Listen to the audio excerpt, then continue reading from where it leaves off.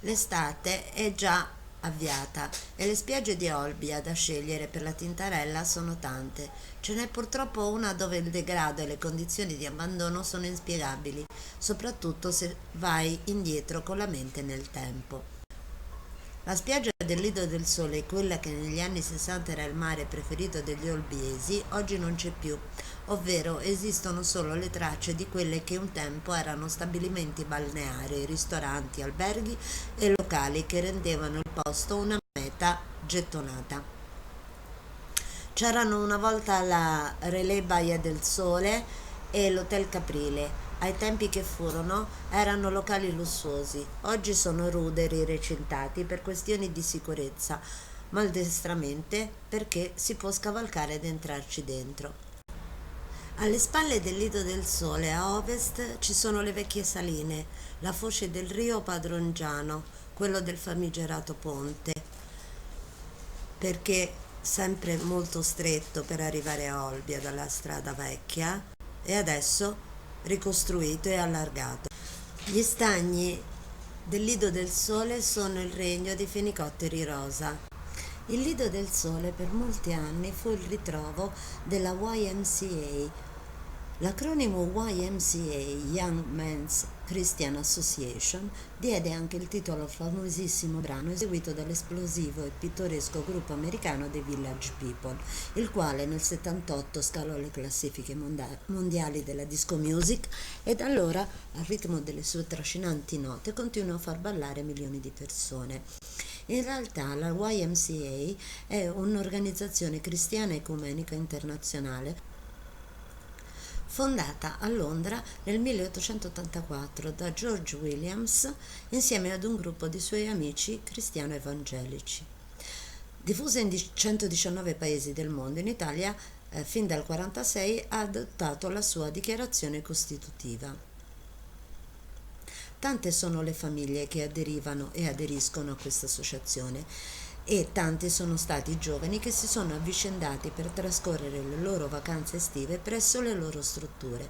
Per un trentennio e fino agli anni Ottanta la YMCA ha avuto uno dei suoi campi estivi anche ad Olbia, realizzato proprio nell'angolo più estremo ed appartato del Lido del Sole, una delle spiagge più note agli olbiesi.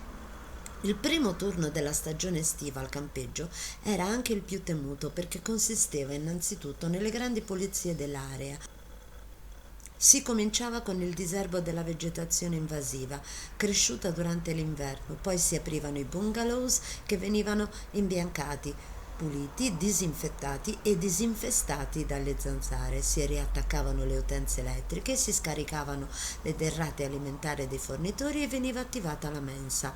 Da ultimo si montava la tettoia della zona d'ombra.